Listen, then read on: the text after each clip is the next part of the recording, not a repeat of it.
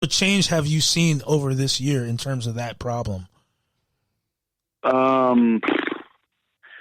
It really started kicking up when they changed the pills to non-crushable. Okay.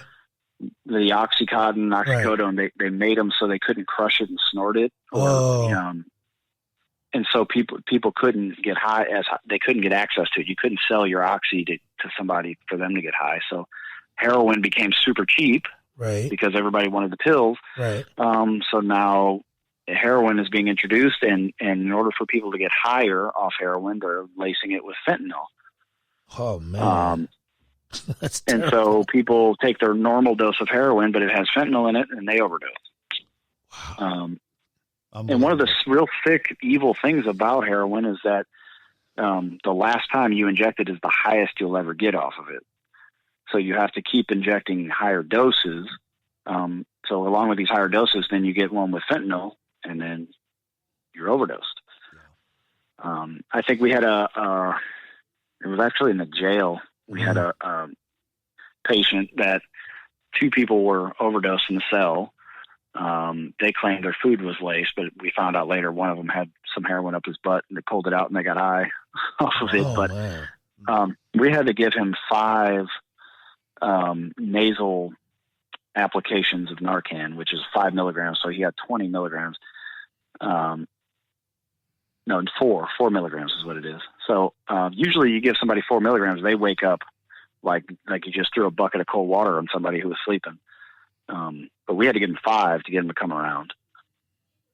Wow. And so it's daily. I mean, with people, if you overdose at the wrong time where somebody doesn't notice, you're going to die. Right.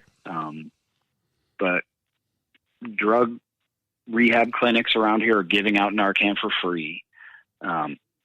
All the fire departments carry Narcan. EMS carries Narcan. The police officers carry it in their vehicles.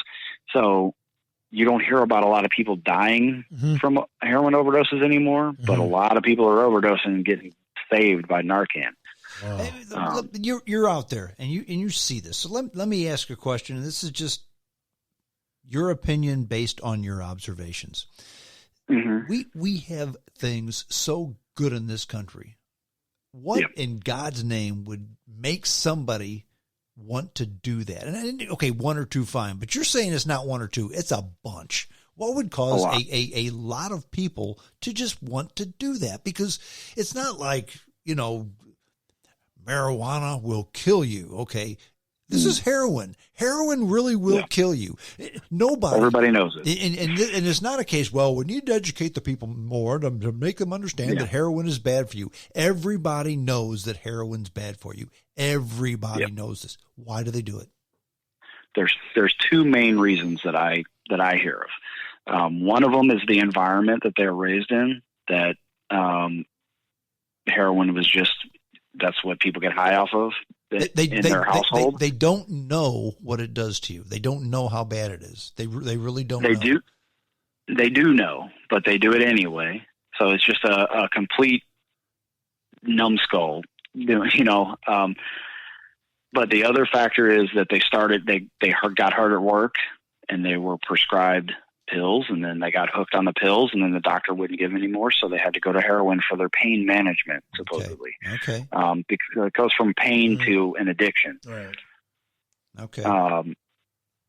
So that's the 2, and everyone I've talked to after they wake up, because when you wake up from a heroin overdose, you're like, man, what happened? They're completely normal, as if they never took the heroin. It's the wildest thing. Wow. And we talk to them, and they're like, you tell them, hey, you overdosed on heroin, and we just saved your life. And then they're like, man, and we're like, dude, how many times have you overdosed? And they'll say, well, this is probably my 3rd time or whatever. And they know it's terrible. They know it's horrible, and they want to get better, but it's a trap. They cannot get out of it. And I don't know if they just feel, they feel the desolation of it. Like there's no hope. I have actually had one patient said, next time, don't save me. Really? Yeah. And that was really sad, but, the guys out over there were like, damn, I wish we could just let them die, because we won't have to deal with them next time. Because we see people multiple times. Right. And there's so little coverage on that. Like there's no real discussion on that. Yeah, No. you're right. And the thing about that too is, how can you blame that on? Okay, if Trump or Biden, one of them's going to win the election. It's not going to be Joe Jorgensen, right? But one of those two is going to win the election. Okay, right. Which one will do more for this problem? And their answer is neither of them. Neither, right? I mean, a couple years ago, it was a big deal. No, but Congress could definitely do something about it.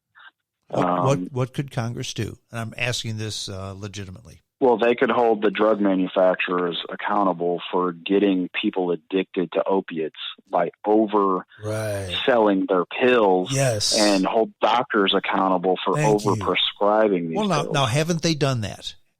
No. They put on a little show that they were going to do something about it. And I think they fined one company a little bit. Yeah, as a family-owned company that they find a fall guy, a scapegoat. They're not serious about it. Yeah. And if you say you have to pay a $300 million fine, that's nothing to a pharmaceutical company that's making billions and billions every year. Right. And the same companies are coming out with making naloxone, which is Narcan. Mm-hmm. And then you have the companies that are selling now. They're pushing to the rehab clinics. Mm-hmm. Narcan, and now all the state, city, and local governments have these programs where they're all buying these Narcan nebulizers. It's a nasal. It's absorbed through the mucous membrane, so it's like that Flonase, where the mist goes up the nose. So. These companies are now making billions of dollars because the states are mandating that, these programs where first responders have to carry this Narcan. Let me tell you something that's very interesting. I just searched the internet and I typed in opiate lawsuits to figure, okay, this big one I can't think of will come up. I stopped after 3 pages. It was nothing but law firms representing you if you want to file a lawsuit against the big companies. Right. Yeah. So there were 3 pages of advertisements. Yes. So there's the other problem. Well, that's what Google is now. Yeah. You can't get what you look for. They give you what they want to give you. Yeah. Yeah. I got 3 pages full of lawyers and I gave up. But that's good.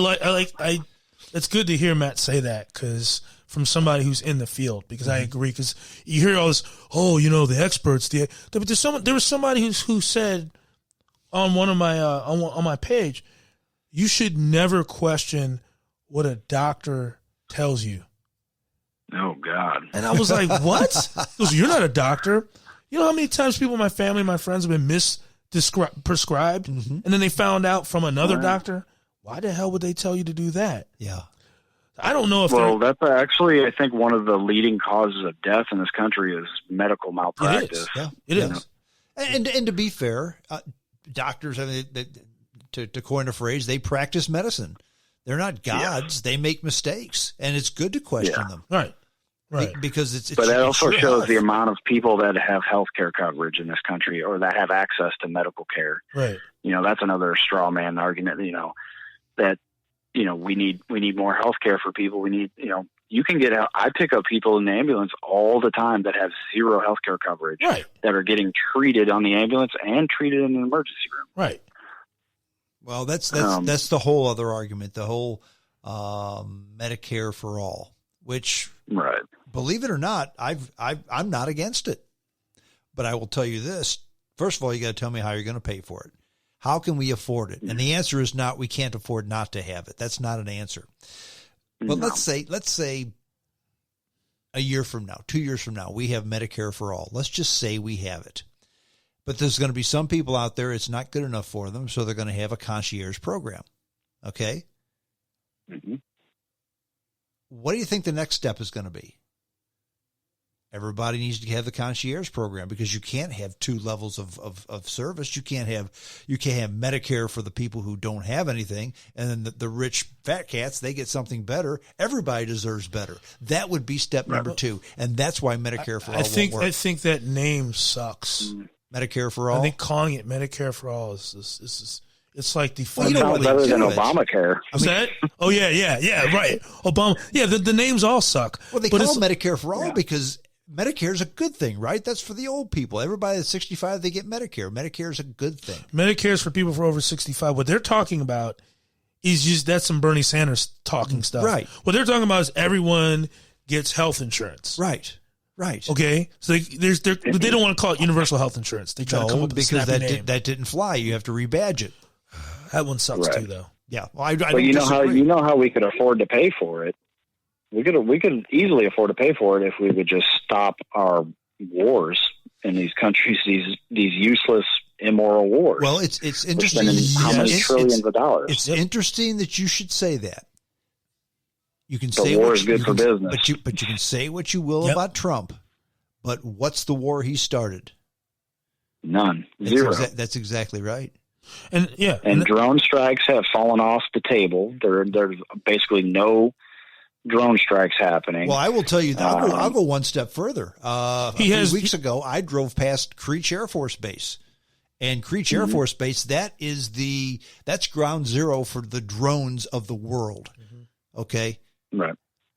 I drove past there twice. Not a drone was flying. That place was deserted. Yep. He did some stuff with ISIS. He did some and then he did, of course, the Soleimani thing. The biggest problem I have with Trump and his foreign policy, because I give him credit for that, and that's probably the biggest plus for Trump, for libertarians over Hillary Clinton, because Hillary Clinton sounded like she was ready to go to war. Oh yeah, I think so. No-fly zone with the Russians. Are you out of your damn mind? That's that's legitimately lunatic. Yeah, because it's not like Putin cares about. Putin will test you. Sure. But I do have a problem with that situation with the Yemens and the Saudis, where they continue to, which I have a feeling that has something to do with the domino effect with some of the United Arab Emirates and some of these other Muslim countries finally recognizing Israel. I think what happened is that Donald Trump, and you got to give him some credit for this, but Donald Trump pulled Bibi into he's realigned the world where you had Bibi against all the Muslim states, and then you had the Soviet Union who was against Russia. The Soviet Union had issues with the Israelis and sided with Iran. Donald Trump has, in a weird way, realigned that somewhat, and I do think to a certain extent that Putin does have him by the the short hairs. But I think that might actually, I don't have a problem with that because of that, I think because of Putin's control over Trump on some level, it's cooled things off between Israel and Iran, because Soviet Union is bucking for Iran for the most part. It's complicated. Trump, now Bibi needs Trump because otherwise he's a dead stick. Trump's saving his ass because without Trump, Bibi's in prison. Yeah. I'm sorry. So I think that there's something going on where Trump, in his back channel way, is pulling some of these other Muslim states into saying, hey, man, you can kick it with this new club of whatever the hell we are. You just got to chill out with Israel. Right. Because really, those states don't give a damn about Israel. No. They saber right over Israel to keep power. They don't want a war with Israel. And it's popular in the Muslim world. And it keeps them from getting overthrown. That's correct. Because they're dictatorships. Yeah. So if they piss off their fundamentalists. Yeah, exactly. Is this really Trump doing this, or is it Jared Kushner? I don't think it's Trump at all. I don't think Trump has any idea how to. I think it's his circle. When I say Trump, I'm talking about his administration. The administration, sure. No, I don't think administration, Trump. Right? Yeah, I don't. But think there's zero news coverage about this. You'll see like a little clip, this unprecedented peace deals that are happening, but there's no press. So I don't know of any other incumbent president. Like there's a lot of good things that Trump administration is doing. That's rescuing of child sex trafficking victims. Yep. by the thousands. Yes. That's never happened before. The peace deals that have never happened, the de-escalation of